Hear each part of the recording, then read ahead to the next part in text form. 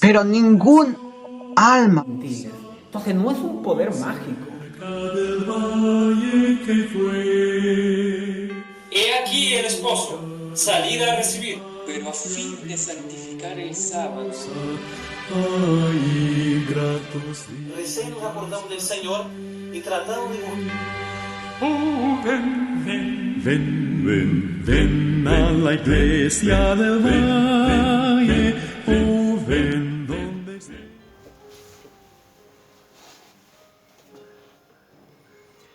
¿Experimenta usted habitualmente temor, miedo?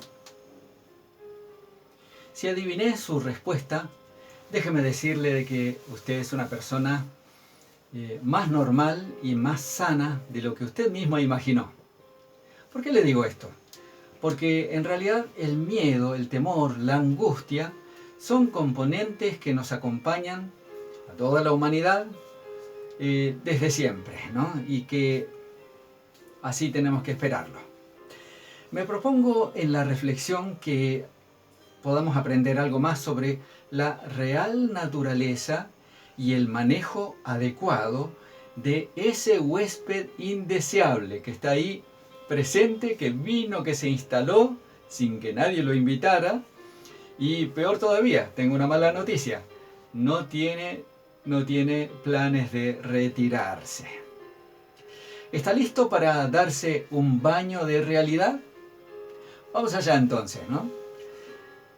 Yo sé que podemos estar de acuerdo en que percibimos lo mismo mirando a nuestro alrededor. Es decir, hay por doquiera mensajes de desprecio y de negación del miedo. Lo vemos, por ejemplo, en el secularismo triunfalista, que está permanentemente con una prédica de que nosotros podemos hacer las cosas que nos propongamos. El mensaje de ellos es: tú puedes, solamente propóntelo. El miedo, el temor, el riesgo parece que no está en los planes de ellos. Por otra parte, también la eufórica religiosidad posmoderna nos predica acerca de temerarios desafíos, ¿sí? que hay que tomar con el fin de alcanzar alguna bendición espiritual e inclusive secular también, de manera casi, se puede decir, casi instantánea, ¿no? Tampoco ellos tienen muy en cuenta el miedo, todo lo contrario, ¿no? Incitan a las personas para que confíen en el Señor, porque hay promesas de protección, porque hay promesas de bendición. Resumen, el temor queda lejos de ahí, ¿no? Por otra parte, por si esto fuera poco, también están los superhéroes de fantasía que incitan a la gente y tratan de persuadirla a que perciba al temor como algo negativo, como algo despreciable. Así que bueno, no es raro que nos hayamos hecho una idea totalmente negativa del temor. Me gustaría que podamos analizar en esta reflexión que estamos haciendo sobre la real dimensión del miedo, del temor, qué es lo que podemos encontrar de bueno en ese proceso, ¿no? Y también, sobre todas las cosas, cómo librarnos del temor dañino. En primer lugar, vamos a las definiciones. ¿Qué es el miedo? El miedo es una emoción caracterizada por una intensa sensación desagradable provocada por la percepción de un peligro, de un riesgo, ya sea supuesto, ya sea real, que esté en el presente, que esté en el futuro, o inclusive también podemos estar con temor por algo que ya ha ocurrido en el pasado, ¿no? Es una emoción primaria que se deriva de la aversión natural al riesgo o a la amenaza y se manifiesta en todos los animales y naturalmente también en el ser humano, ¿no? ¿Sabe usted que hay básicamente dos tipos de miedo? ¿Cuáles son ellos? Voy a referirme en primer lugar al miedo neurótico, es decir, que es aquel cuando la intensidad del ataque de miedo no tiene ninguna relación con el peligro. Está desfasado, está sobredimensionado, no tiene nada que ver, ¿no? Y por el otro lado está el miedo real, aquel que sí ha ponderado los riesgos que hay y su dimensión está en correspondencia con la dimensión de la amenaza. Ya es algo más racional, más real, ¿no? Vamos a referirnos al primero. Saben que en la lengua española, en nuestra lengua, tenemos una especie de gradación de la intensidad del miedo. Por ejemplo, empezamos con el miedo intenso, aquel que se puede percibir, ¿no? Ese miedo es seguido después por la fobia. La fobia ya es algo más serio. Y usted debe saber que existen decenas y hasta centenas de fobias. Es decir, aversión a algo o a diferentes situaciones, ¿no? Luego de la fobia viene el terror. Ahí ya todos podemos percibir que es algo así mucho más fuerte, ¿no? El terror. Y por último, el grado máximo de miedo es el pavor o espanto. Ya ahí es cuando todo se descontrola, ¿no? Seguramente usted escuchó hablar de los ataques de pánico, ¿sí? Las crisis de ansiedad están lamentablemente muy de moda. ¿Qué es lo que ocurre? Son periodos en los que se padece de una manera súbita, así de repente, de una manera temporal también, ¿no? Tiene un inicio, tiene un desarrollo y un fin, siempre tiene un espacio de tiempo en el cual se desarrolla, y también aislada de cualquier situación que conscientemente haya podido generarla. Es un miedo, un temor o un malestar muy intenso con una duración variable que suele oscilar entre los 10 y los 30 minutos. Ahí podemos ver entonces que la persona que sufre episodios de pánico siente un súbito terror sin una razón evidente que la justifique, ni para ella ni para los demás. Durante el ataque de pánico se producen síntomas físicos muy intensos. ¿Saben cuáles son? Son, por ejemplo, la taquicardia, la dificultad para respirar, la hiperventilación pulmonar, los temblores, mareos. Los ataques de pánico pueden ocurrir en cualquier momento, en cualquier lugar y sin previo aviso.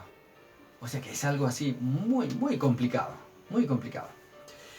Vamos a ver sobre el miedo real ahora. Estamos hablando de aquel que sabe dimensionar o está más cerca de la realidad de los riesgos, de las cosas, ¿no? Ahora, él también tiene efectos fisiológicos. ¿Cuáles son los efectos fisiológicos del miedo real? Veamos. Primero, se incrementa el metabolismo celular. Todo funciona más rápido. Aumenta la presión arterial. Sube la glucosa en sangre. Se incrementa la actividad cerebral, así como también la coagulación sanguínea. ¿Sabe que eso me tiene maravillado a mí, no? Porque fíjese que cuando percibimos un riesgo, un peligro, donde posiblemente pueda ocurrir algún corte, alguna herida, el organismo ya se prepara haciendo que la sangre esté calificada para, estamos diciendo aquí, para que pueda coagularse más rápidamente, ¿no? De esa manera entonces hay menos dificultad, menos riesgos de hemorragias mortales, ¿no? Ahora, por otro lado, hay algo muy preocupante. El sistema inmunitario se detiene, se paraliza, al igual que toda otra función no esencial. Y esto es muy peligroso porque en esos momentos en que estamos con miedo, con pánico, con terror, nuestras defensas están detenidas. No pueden atacar a algún agente exterior patógeno, ¿no? Y esto, repito, es muy preocupante, ¿no? Así que tengamos en cuenta eso, especialmente en esta pandemia, porque si estamos temerosos permanentemente, naturalmente nuestras defensas van a estar más bajas y eso es muy dañino, muy riesgoso para nosotros. Por otro lado, la sangre fluye a los músculos mayores, sobre todo de las extremidades inferiores, en preparación para la huida. ¡Qué maravilla!, ¿no? Ahí tenemos también que el corazón bombea sangre a gran velocidad para llevar hormonas a las células de todo el cuerpo, sobre todo la adrenalina, ¿no?, que es especialmente la que se necesita para esos casos de emergencia. Los ojos se agrandan, las pupilas también se dilatan, de modo que pueda penetrar mayor luz a los ojos y estos puedan captar mejor las imágenes, ¿no? Así que en un sentido general todo el organismo se pone en emergencia como resultado del miedo, pero es una emergencia preparatoria para poder pasar mejor la crisis que se espera, ¿no? Quizá usted se esté preguntando, entonces el miedo real, ¿no?, ¿es beneficioso? Bueno, desde el punto de vista biológico, el miedo es un esquema adaptativo y constituye un mecanismo de supervivencia y de defensa, surgido para permitir al individuo responder ante situaciones adversas con rapidez, con eficacia. En ese sentido, es normal y beneficioso para el individuo y para la especie.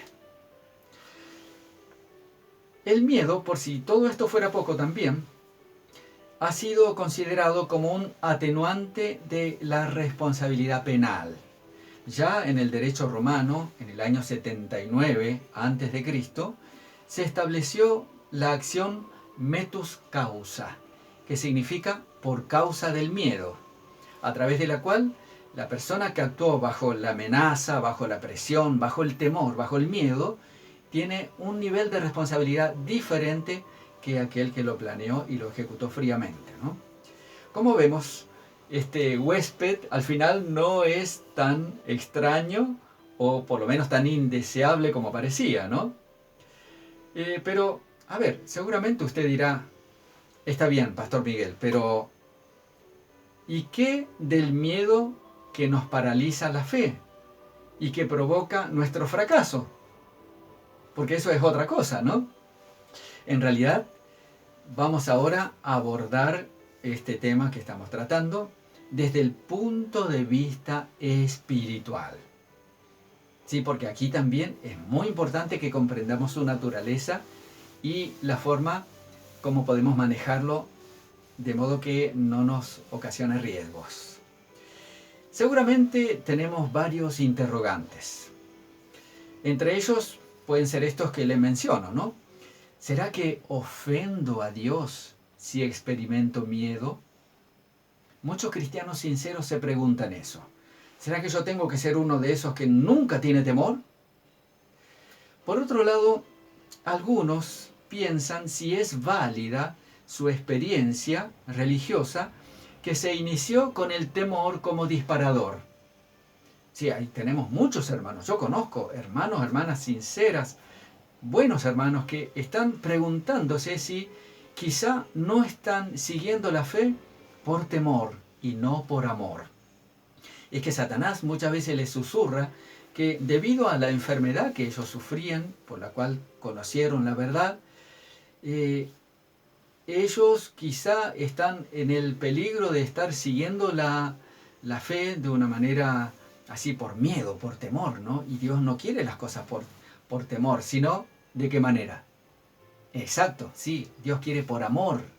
Dios quiere por amor, ¿no? Pero bueno, vamos a ver, porque ese es un fenómeno que seguramente muchos de nosotros está soportando, pasando, y tenemos que encontrarle solución. Algunos también se preguntan si es bueno tener miedo de no alcanzar la salvación.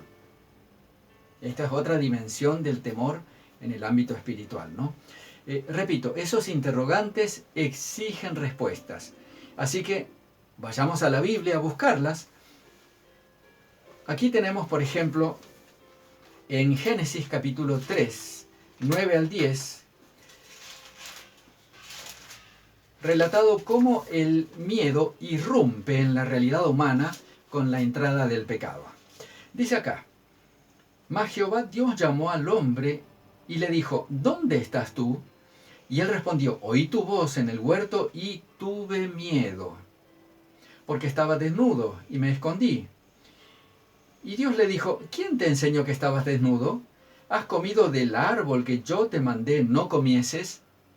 Observa una cosa, querido hermano.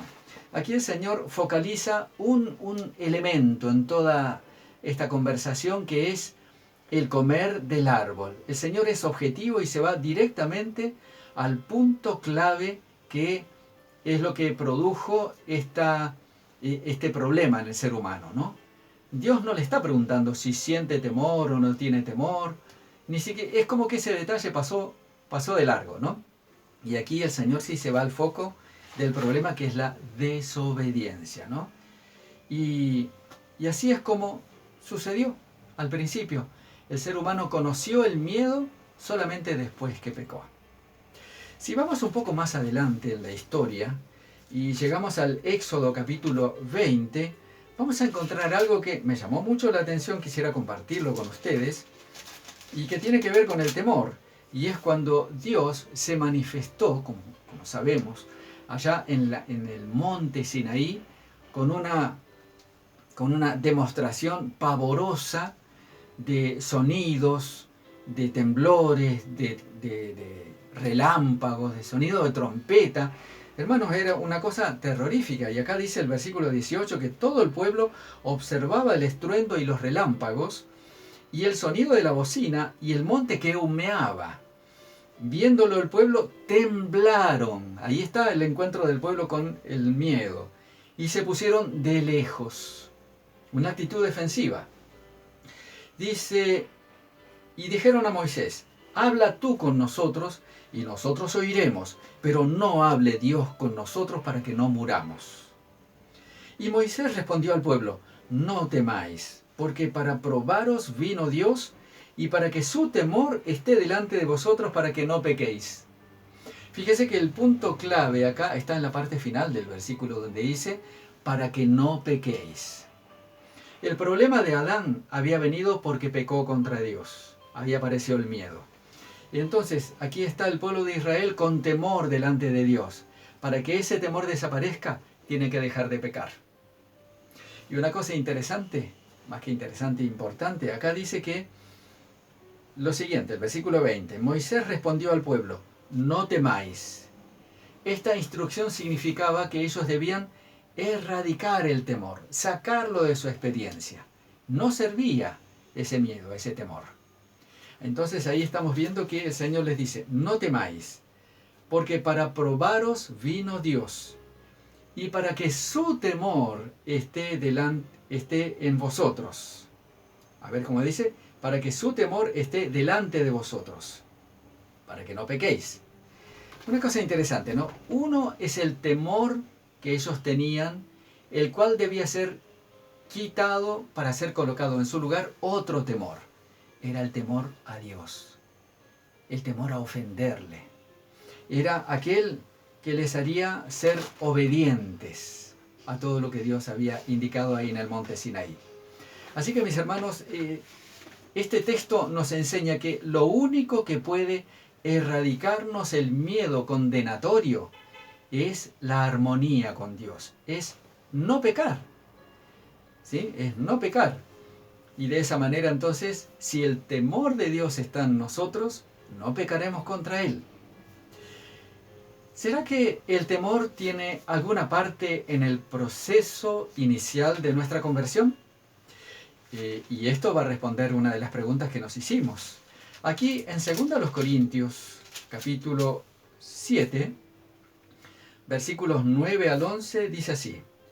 Ahora me gozo, no porque hayáis sido contristados, sino porque fuisteis contristados para arrepentimiento, porque habéis sido contristados según Dios, para que ninguna pérdida padecieseis por nuestra parte.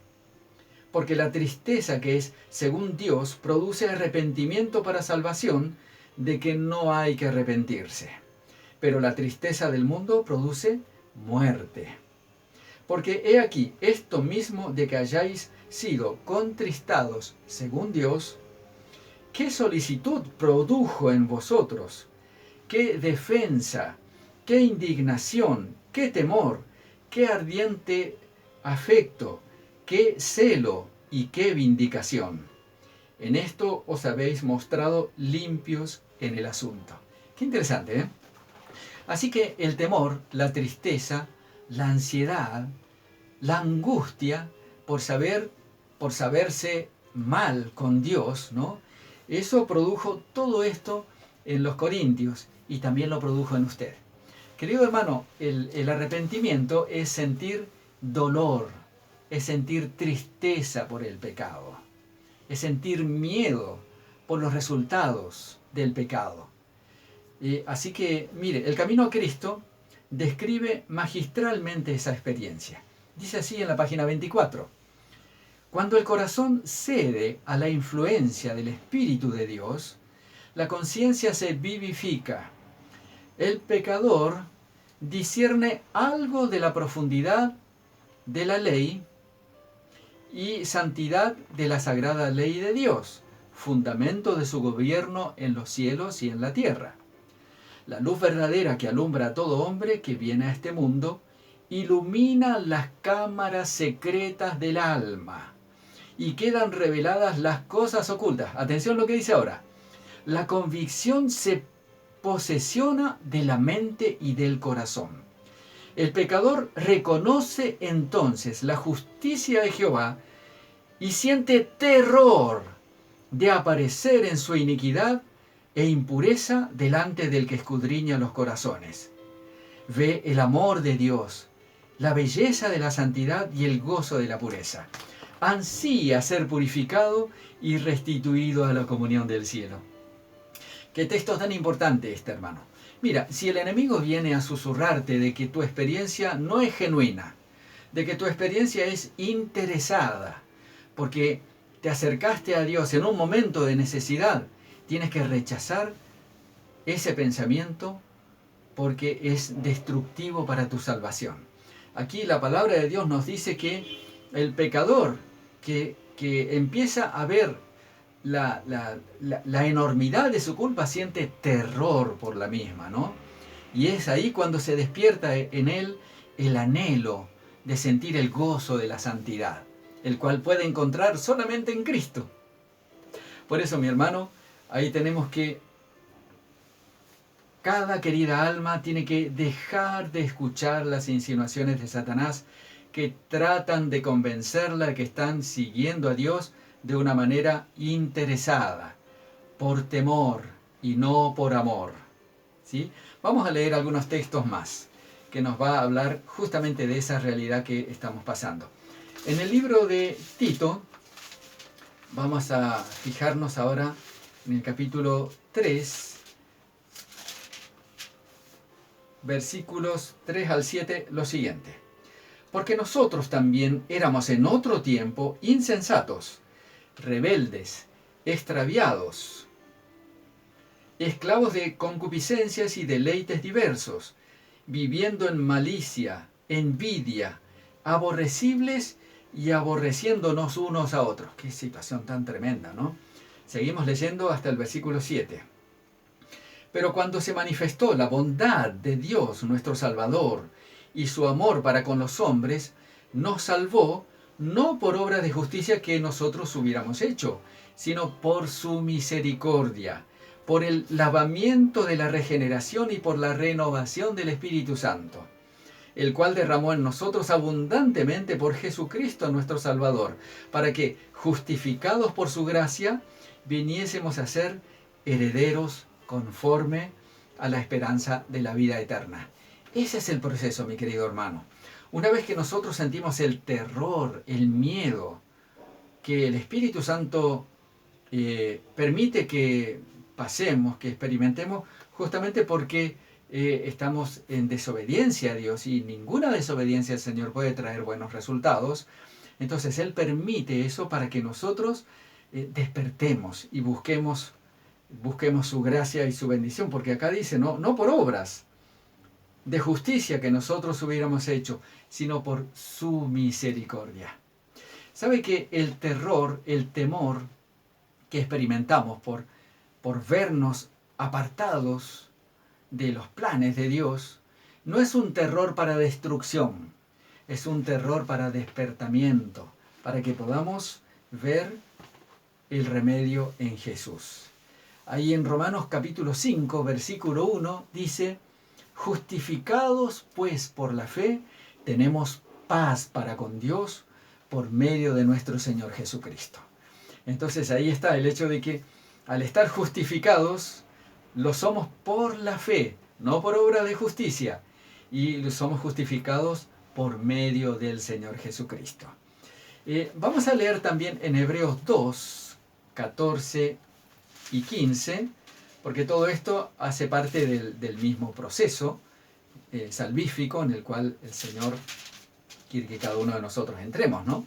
Vamos a leer Hebreos 2, 14 y 15, dice así: así pues, así que por cuanto los hijos participaron de carne y sangre, él también participó de lo mismo, para destruir por medio de la muerte al que tenía el imperio de la muerte, esto es, al diablo, y librar a los que por el temor de la muerte estaban durante toda la vida sujetos a servidumbre. Hermanos, ¿cómo estábamos antes de conocer a Jesús? Estábamos sirviendo al temor, estábamos sirviendo como esclavos de la muerte, por el temor a la muerte. El temor a la muerte es algo que hace que muchas personas hagan cosas que al final los llevan más rápido a la muerte. Sabe que tenemos que librarnos de ese temor. Y en Romanos capítulo 8, versículos 14 y 15, vamos a encontrar cuál es el método de Dios para librarnos de ese temor. El único método que sirve, ¿no? 8, 14 y 15 dice: porque todos los que son guiados por el Espíritu de Dios, estos son los hijos de Dios. Pues no habéis recibido el espíritu de esclavitud. El espíritu de esclavitud es el espíritu de temor, aquel terror que no ve ninguna esperanza, ¿no? Entonces, no habéis recibido el espíritu de esclavitud para estar otra vez en temor, sino que habéis recibido el espíritu de adopción por el cual clamamos Abba Padre. ¿Sabe usted que la expresión Abba Padre hace referencia a la costumbre familiar que se tenía en aquel entonces de llamar los hijos a su papá, que no lo llamaban por su nombre completo, nombre y apellido? Ellos, como actualmente se hace también, ¿no? Se lo llama al papá de un modo cariñoso, un modo familiar. Se lo llama papito, o papi, o pa, ¿no? De una manera así en confianza, y a eso equivale la expresión Abba, ¿no? Equivale a eso mismo. ¿Saben que revisando un poquito la experiencia de hermanos, de cristianos que en el pasado fueron una luz para la humanidad, me encontré con la historia de John Wesley, el cual relata el impacto que le produjo el ver a los hermanos moravos, que eran hermanos que habían aceptado la justificación por la fe que había predicado siglos antes Lutero, ¿no? Entonces estos hermanos moravos de Alemania, dice que compartieron un viaje con Juan Wesley en un navío, ¿no? Y enseguida le produjo un impacto conocer a esa gente que estaba liberada del temor. Así lo dice el Conflicto de los Siglos. Dice que de su humildad habían dado pruebas manifiestas al prestarse a desempeñar en favor de otros pasajeros las tareas serviles que nadie quería hacer. Y otra cosa, ellos no aceptaban ningún pago por eso, ¿sí? Sino que declaraban que era un beneficio para sus altivos corazones y que su amante Salvador había hecho mucho más por ellos. Fíjense qué actitud tenía esta gente, ¿no? Día tras día manifestaban una mansedumbre que ninguna injuria podía alterar. Si eran empujados, golpeados o derribados, se ponían de pie y se marchaban a otro lugar sin quejarse, sin decir nada. Ahora resulta que se presentaba la oportunidad de probar si habían quedado tan libres del espíritu de orgullo como también del espíritu de temor. ¿Por qué? Porque cuando iban a la mitad del salmo que estaban entonando en el culto que estaban realizando, ¿no? Justamente en ese momento el mar embravecido desgarró la vela mayor, anegó la embarcación y penetró de tal modo por la cubierta que parecía que las tremendas profundidades ya los habían tragado. Los ingleses se pusieron a gritar desaforadamente, presas del temor. En este caso sería ya el pánico, ¿no? Y los alemanes, los moravos, siguieron cantando con serenidad. Y entonces dice Wesley, más tarde le preguntó a uno de ellos, ¿ustedes no tuvieron miedo? Y ellos dijeron, no, gracias a Dios, no tuvimos miedo. Y él les volvió a preguntar, ¿y no tenían temor las mujeres y los niños? Y también le contestaron con calma, no, nuestras mujeres y nuestros niños no tienen miedo de morir. Hermano, eso me impresionó mucho a mí también. Fíjense que una experiencia de fe, de unión con Jesús, tan profunda, que les hacía despreciar todo temor, todo miedo que pudieran sentir. Inclusive, no solamente los temores espirituales acerca del futuro, sino también los físicos, los circunstanciales. Tal es la experiencia de la persona que está unida a Jesús. El miedo no puede alcanzarla, ¿no? Ellos habían descubierto la realidad de 1 de Juan 4:18, donde dice, el perfecto amor echa fuera el temor. De donde se saca la conclusión de que el que teme no ha sido perfeccionado en el amor. Hermano, una persona que teme algunas cosas es una persona que no fue perfeccionada en el amor. Pero no es una persona condenada, porque dice que si no fue perfeccionada, está en el proceso de poder alcanzar una fe tan fuerte que la exima del miedo. Nosotros encontramos muchos textos bíblicos, muchos pasajes que nos muestran a personas triunfantes sobre el dolor, la condenación y también sobre el temor.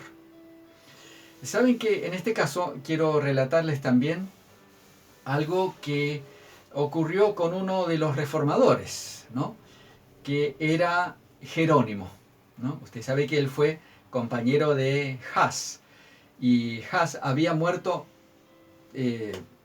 heroicamente tiempo antes, mientras que él sucumbió al temor, al terror y ofreció retractarse.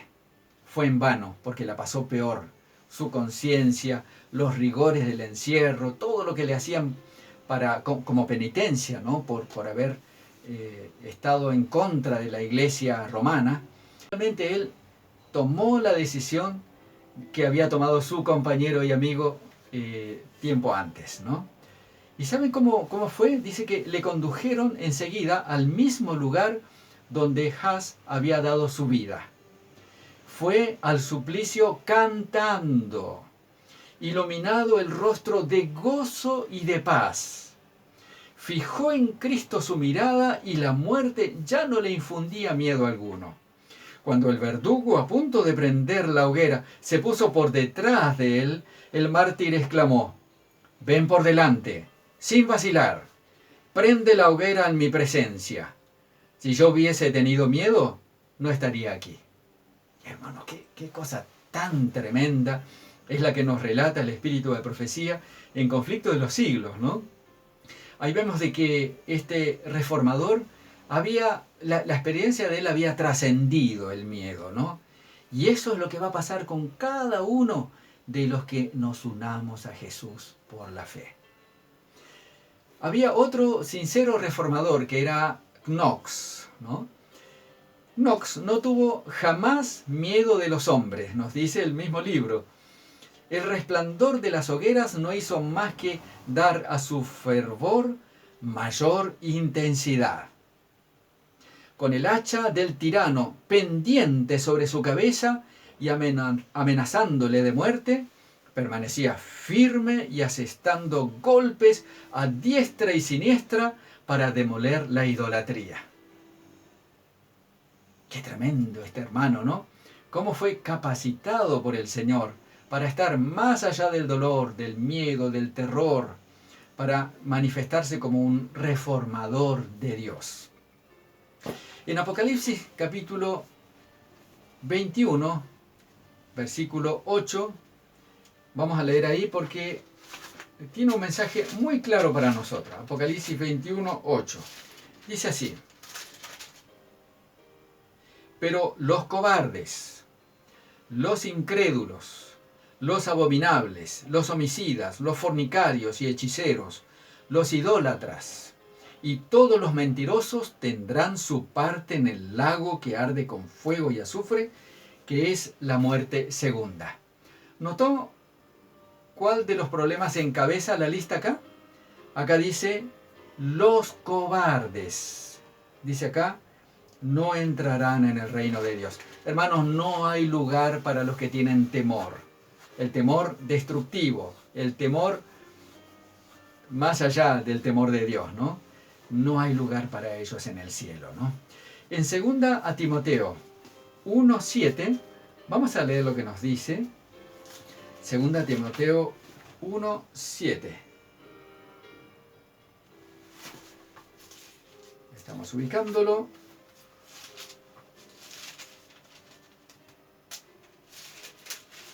Y dice así, 2 Timoteo 1:7. Porque no nos ha dado Dios espíritu de cobardía, sino de poder, de amor y de dominio propio. ¿Qué nos ha dado Dios, mis queridos hermanos? Ha quitado de nosotros el espíritu de cobardía y nos ha dado espíritu de poder, de amor y de dominio propio. Esto solamente es posible, mi querido hermano, si nosotros nos entregamos a Jesús. Aquí nos dice en Juan 14:27, algo que Jesús mismo dijo: la paz os dejo, mi paz os doy. Yo no os la doy como el mundo la da. No se turbe vuestro corazón, ni tenga miedo. Te invito, mi querido hermano, a que dejes de transitar por los caminos de la duda, de la incertidumbre o de la valentía humana y te rindas por completo al Señor Jesús. Él es el único que puede poner en tu corazón aquella seguridad que nadie va a conmover, aquel valor que tienen solamente aquellos que están junto al Señor, aquellos que se olvidan del hambre, de la demora, del cansancio, de las amenazas, de toda cosa que quiera hacer que ellos se pongan en alerta, ¿no? Como el miedo humano. Hermanos, tengamos solamente el temor divino en nosotros, aquel de poder honrar al Señor, porque Él es digno de toda gloria y alabanza. Que Dios bendiga su palabra, que nos dé su bendición para que podamos ser personas valientes, que no temamos nada de lo que los demás temen, sino que tengamos el temor de Dios en nuestro corazón. Que Dios te bendiga, querido hermano y hermana, y será hasta la próxima.